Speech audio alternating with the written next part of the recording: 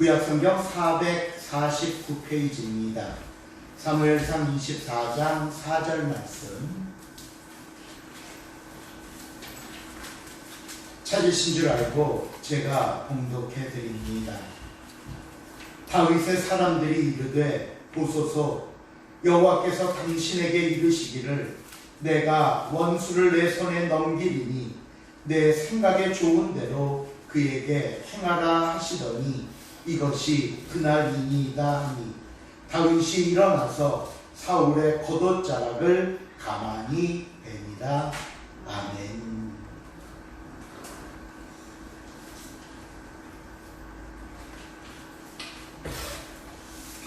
오늘은 기도에 관한 네 번째 시간으로 하나님의 뜻에 순종하기라는 제목으로 말씀을 나누도록 하겠습니다. 그리스도인들은 항상 하나님의 뜻이 무엇인지 묻고 하나님의 뜻에 합당한 삶을 살도록 노력해야 합니다. 그러기에 하나님의 뜻이란 저와 여러분의 삶의 방향이자 목표이기도 합니다. 그런데 이것은 분명히 하나님의 뜻이야, 하나님께서 나에게 이렇게 하라고 하신 말씀이야 라는 확신을 가지고 일을 시작했는데 후에 낭패를 보는 경우를 보곤 합니다. 분명히 하나님의 뜻이라는 확신이 들었는데 왜 실패를 하는 것일까요? 많은 이유들이 있겠지만 가장 대표적인 이유를 말하라고 하면 하나님의 뜻이라고 믿었던 일이 실제로는 하나님의 뜻이 아니었기 때문입니다.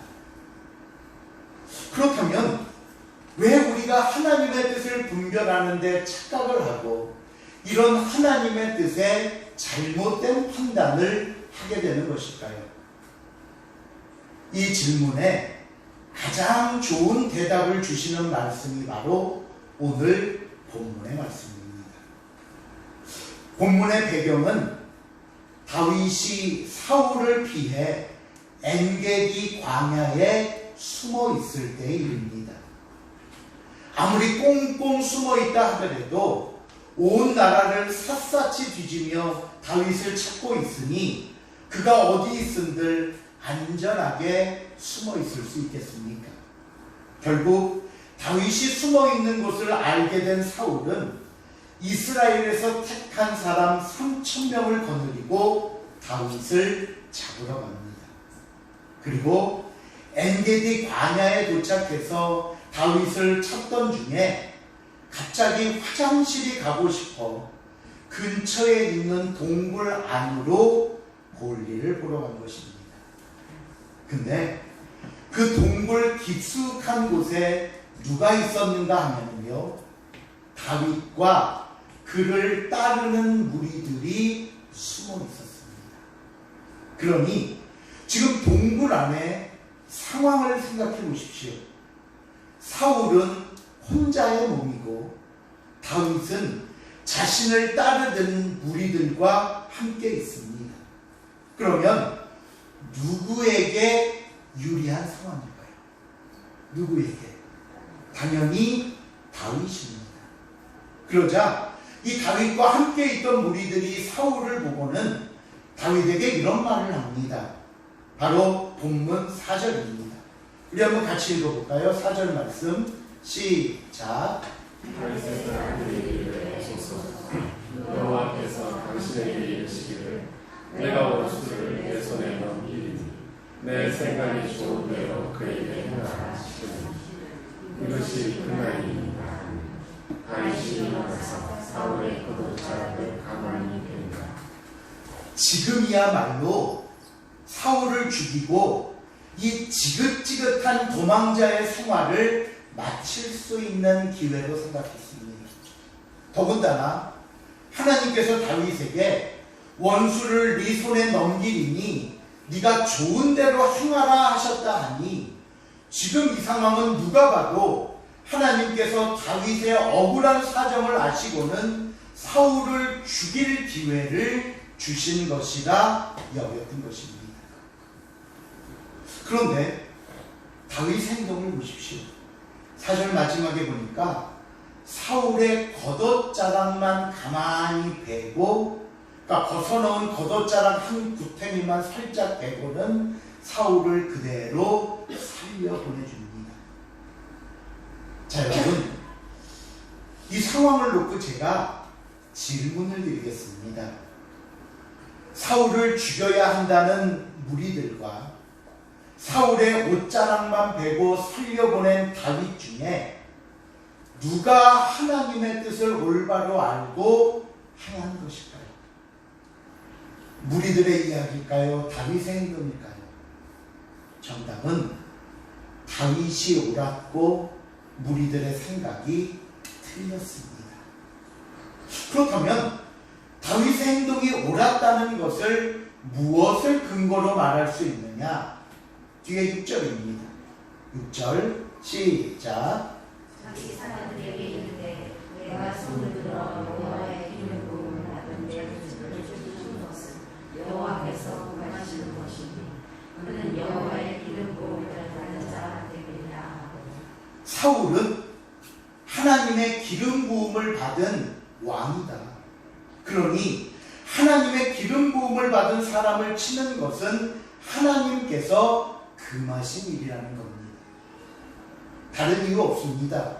오직 이 한 가지 이유 때문에 다윗은 모든 사람들이 좋은 기회라고 여기는 이 순간을 그냥 보냈던 것입니다.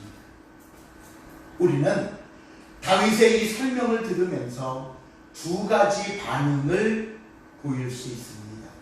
첫 번째는 그렇구나. 역시 다윗은 우리랑 다르구나 라는 반응과, 두 번째는 저렇게 답답한 사람을 봤나. 아니, 만약에 지금 사울을 살려줬다가 나중에 사울이 다윗을 죽이기라고 하면 오늘 이 기회를 놓친 걸 평생 후회할 거 아니냐. 만일 사울이 기름 부은 종이라 문제가 된다면 다윗도 똑같이 기름 부음 받은 종인데 결국 사울이나 다윗이나 다 똑같은 거 아닌가? 그렇죠? 자, 여러분의 생각은 어떠십니까? 누가 잘한 것 같아요? 제가 앞에서 왜 우리가 하나님의 뜻을 이해하는 데 실패하는지 오늘 본문이 가르쳐 준다고 말씀드렸습니다. 그렇다면 그 대답은 바로 이것입니다. 우리가 하나님의 뜻을 분별하는 기준이 하나님이 아니라 내 마음이기 때문입니다. 내 상황에 하나님의 뜻을 맞추려 하기 때문이라는 겁니다. 하나님의 뜻이라고 말은 하면서 내가 하고 싶은 것, 내가 원하는 방향으로 가기 위한 온갖 이유들을 다 갖다 붙여놓습니다. 그러면 상황만 놓고 보면 그게 옳은 것 같고 내 생각에 맞는 것 같고 정말 하나님의 뜻처럼 보이지만 결국에는 하나님의 뜻에서 벗어난 일이기 때문에 실패하고 만다는 겁니다. 더 알기 쉬운 예가 사무엘상 23장에 있습니다. 이번에는요, 다윗이 그일라라는 성 안에 있다는 소식을 사울이 듣습니다. 이제 성문을 막고 안으로 들어가 다윗을 찾으면 마치 도관에 든 쥐처럼 꼼짝없이 잡히고 마는 겁니다. 그러자 사울이 기뻐하면서 이렇게 말을 합니다. 사무엘상 23장 7절입니다. 우리 7절 말씀 한번 읽어봅니다. 시작. 다윗이 그일라에 온 것을 어떤 사람이 사울에게 알리되 사울이 이르되 하나님이 그를 내 손에 넘기셨도다. 그가 문과 문 빗자리에 있는 성에 들어갔으니 가셨도다. 사울이 지금 뭐라고 말하는지 보세요. 하나님이 다윗을 내 손에 넘겨주셨구나. 하나님께서 그 뜻을 사울로 하여금 이루게 하시고자 다윗을 성 안에 가두어 주셨다고 말합니다. 여러분, 정말 다윗이 사울의 손에 죽는 것이 하나님의 뜻일까요? 아닙니다. 그런데 왜 사울은 이렇게 이야기를 할까요? 바로 앞에서 살펴본 것과 같은 이유입니다. 내 상황에 하나님의 뜻을 맞추다 보니까 내가 소원하고 나에게 이익이 되는 모든 것이 하나님의 뜻처럼 보이는 것입니다. 여호와의 기름 부은 종을 해하는 것은 하나님이 금하신 것이다. 이것이 하나님이 정하신 하나님의 뜻입니다. 그렇다면 내가 어떤 상황이 되었든지 여호와의 기름 부은 종을 해하는 것은 하나님의 뜻이 아닙니다. 하나님의 뜻은 우리의 상황에 따라 변하지 않습니다. 하나님의 뜻은 항상 일정합니다. 그러기에 우리는 항상 하나님의 뜻이 무엇인지를 알고 그 뜻에 자신을 맞추고 순종하는 것이 성도로서 올바른 삶이 된다는 사실을 잊지 마시기를 바랍니다. 그래서 기도 응답을 받아도 꼭 점검을 해보는 시간이 필요합니다. 우리가 특히 점검해야 할 하나님의 응답의 방법이 있습니다. 우리가 기도에 대해 살펴보던 중에 두 번째 시간에 기도 응답을 받는 방법들을 쭉 말씀드렸습니다. 그 중에 첫 번째 방법으로 뭐라고 말씀드렸냐 하면 꿈, 환상, 말씀과 같은 직접적인 방법으로 응답해 주시기도 하고, 두 번째는 내 마음에 드는 생각이라는 응답이 있다고 설명을 드렸습니다. 그런데요, 특히 이 두 가지 방법으로 주시는 응답을 하나님의 응답으로 여기기 위해서는 주의해야 할 것이 있습니다. 이 방법 안에는 물론 하나님의 응답으로 주시는 방법도 있지만 우리의 생각이 하나님의 응답처럼 여겨질 때가 많기 때문입니다. 너무 간절히 소원하다 보면요, 그것이 내 안에 잠재되어 있다가 꿈으로 나타납니다. 그게 아주 심하면요, 환청이 들리고 환상이 보이기도 합니다. 또 우리가 원하는 쪽으로 상황을 끌고 가려고 하다 보면 자꾸 그 방향과 방법으로 생각이 기울기도 합니다. 예전에 이런 일이 있었습니다. 한 청년이 개인 사업을 아주 잘하고 있었어요. 근데 어느 날 찾아와서는요, 신학교에 가겠다는 겁니다.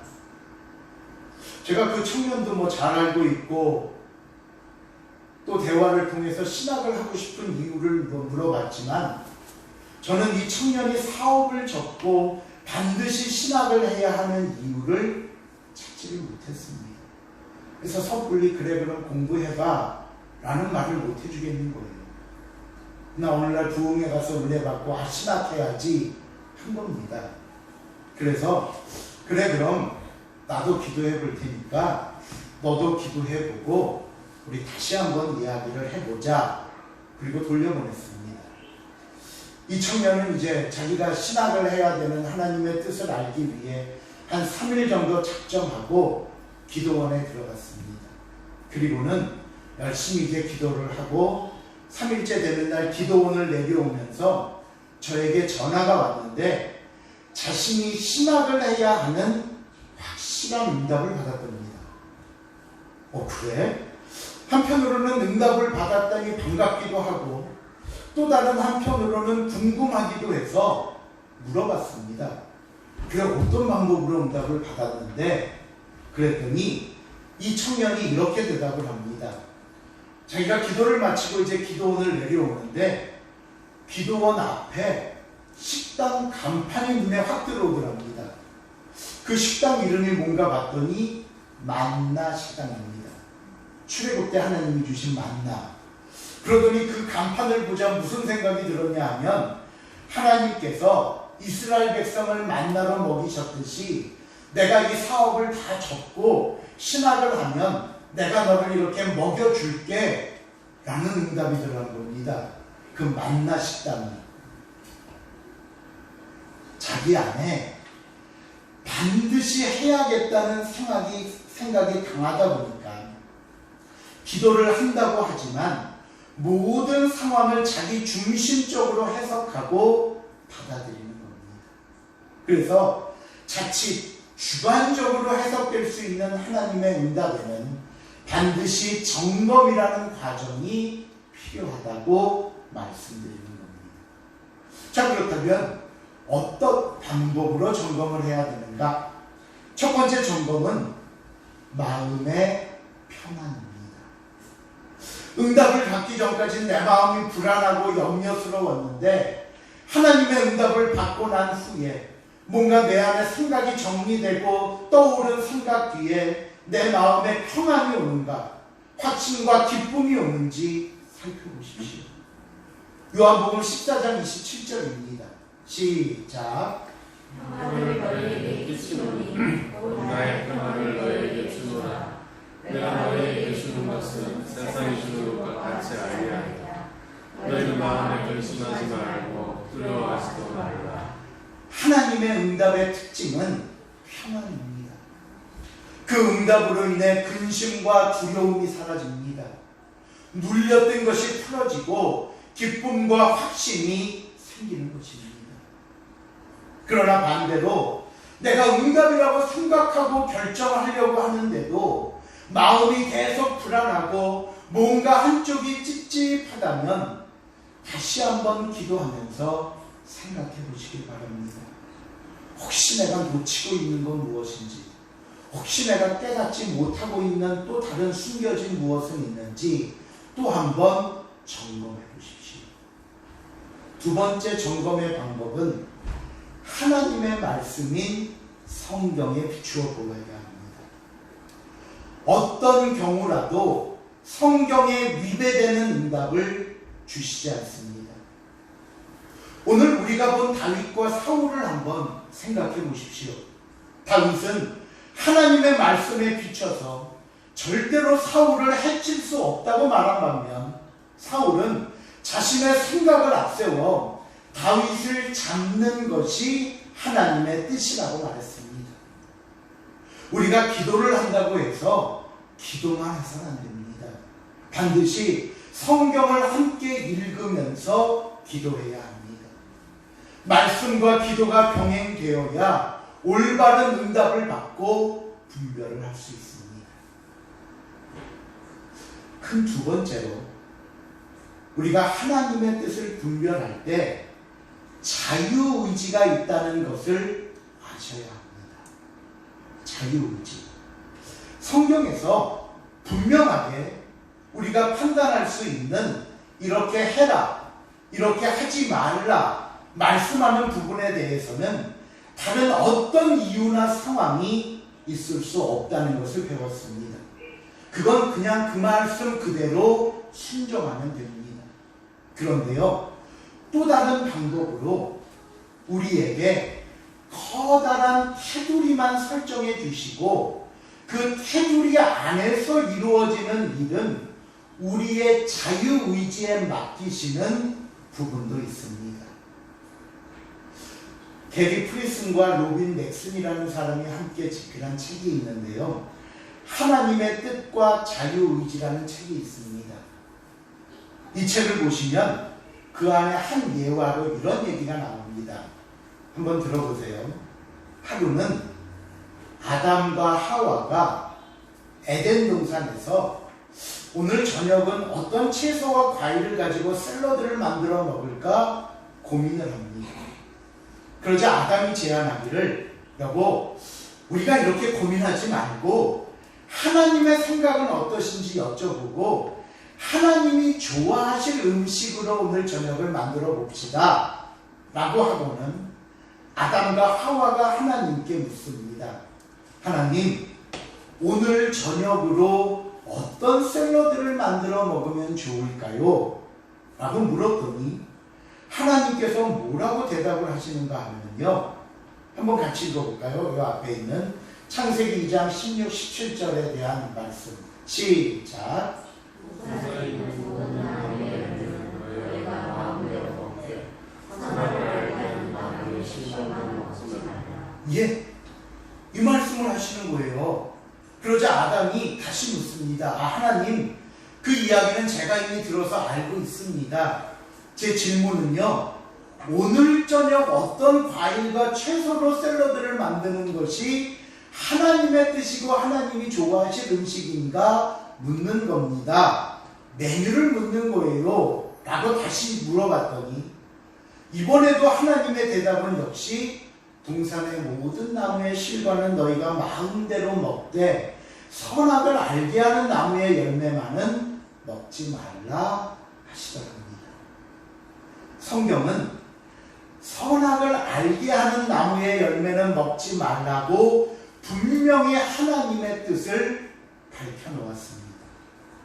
그러면서 선악을 알게 하는 나무의 열매가 아닌 다른 열매는 우리가 오늘 저녁에 어떤 것을 먹어도 하나님의 뜻에 어긋나지 않는다는 겁니다. 이해가 되십니까? 결혼을 예로 들어 또 말씀드려 볼게요. 배우자를 결정하는 문제에 있어서 하나님의 뜻은 믿는 자와 결혼하라는 것입니다. 그런데 생각해 보세요. 한 사람이 이렇게 만나다 보니까 두 명의 마음에 드는 배우자의 후보가 있는데 한 사람은 그리스도인이고 한 사람은 그리스도인이 아닙니다. 그러면 둘 중에 누구와 결혼하는 것이 하나님의 뜻일까요? 그리스도인입니다. 왜? 성경에서 그렇게 말씀하고 있기 때문에. 그런데 이번에는요, 두 사람 모두 그리스도인입니다. 그러면 둘 중에 누구와 결혼하는 것이 하나님의 뜻일까요?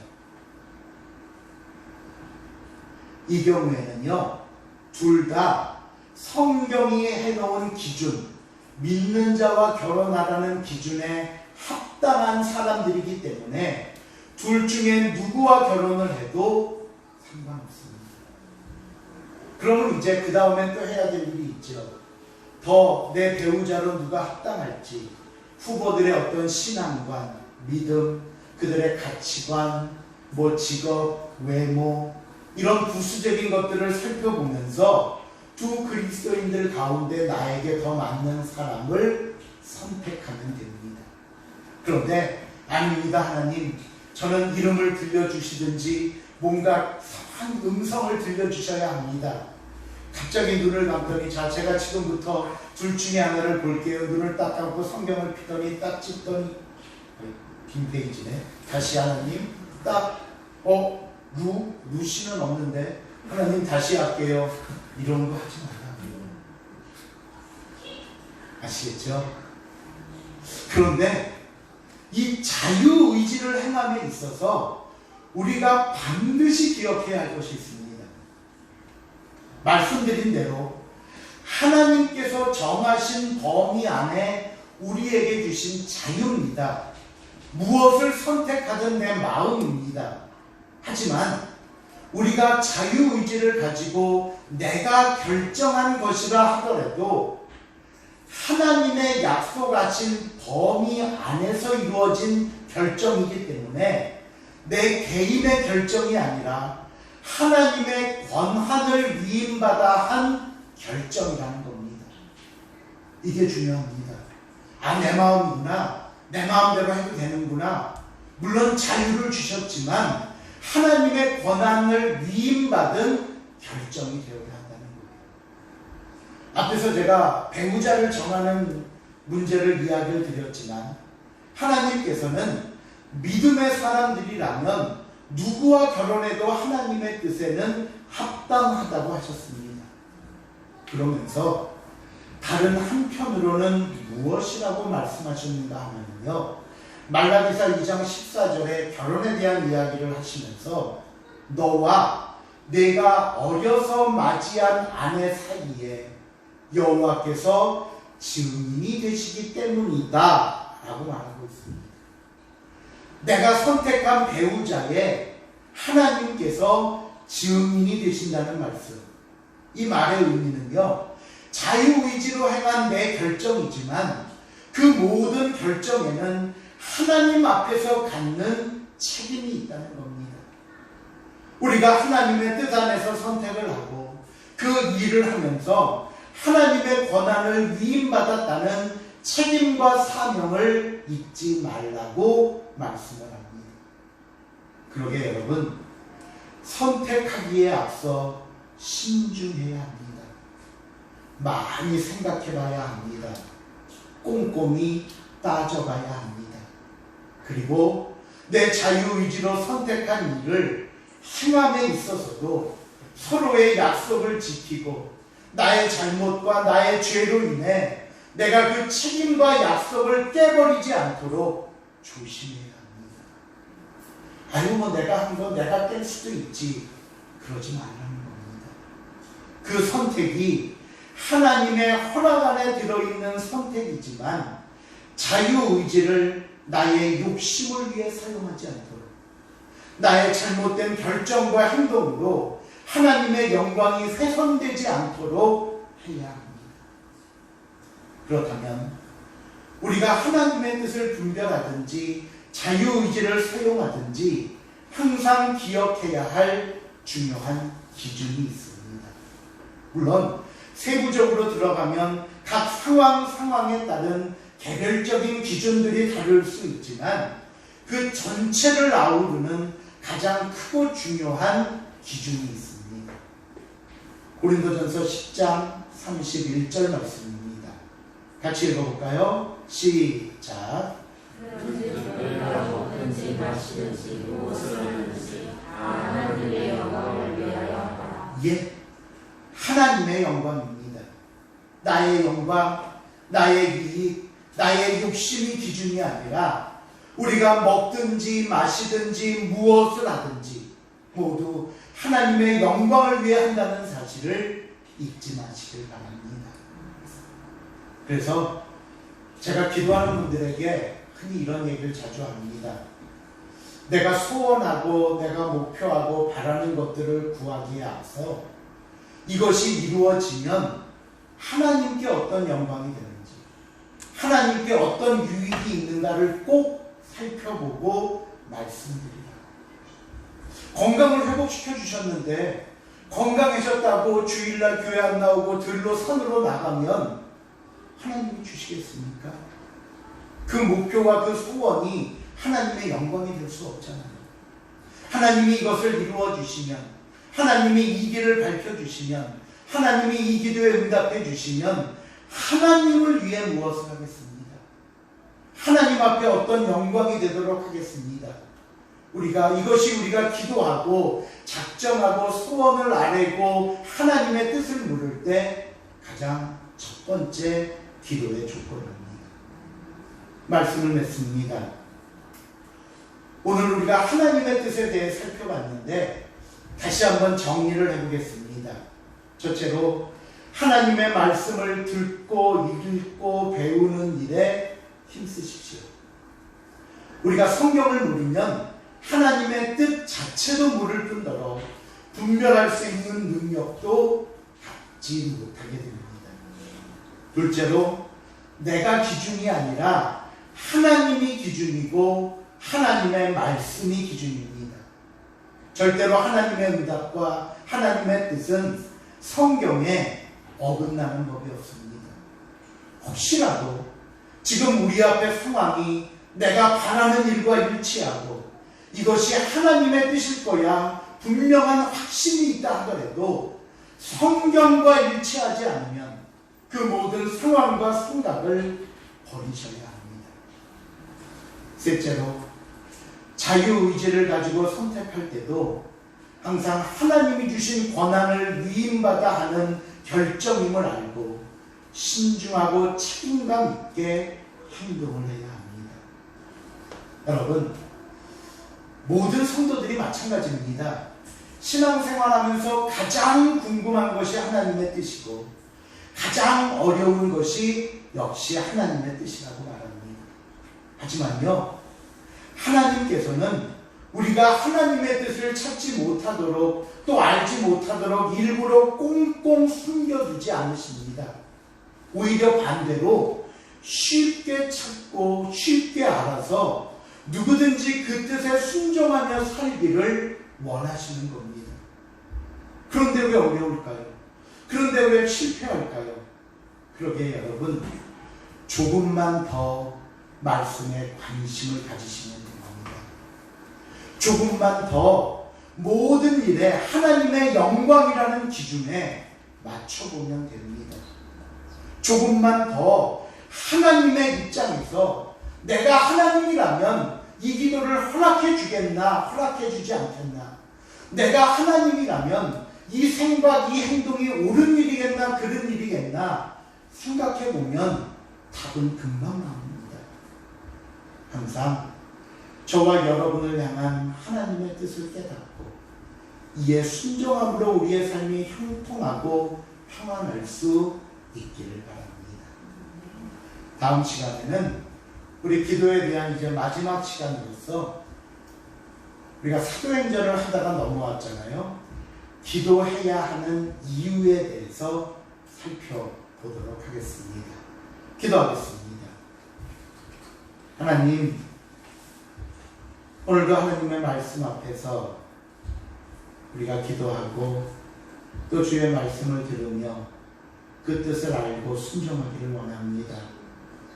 그러나 우리의 못난 자아가, 아니 우리의 고집이, 그리고 우리의 교만이 말씀보다는 내 생각과 내 뜻을 앞지르고 하나님의 방법도 하나님의 뜻도 내 생각에 순종해야 된다고 고집부렸던 우리의 모습임을 압니다.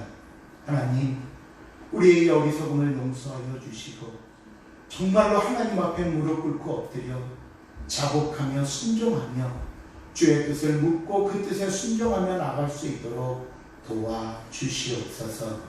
감사드리오며 예수님의 이름으로 기도하옵나이다.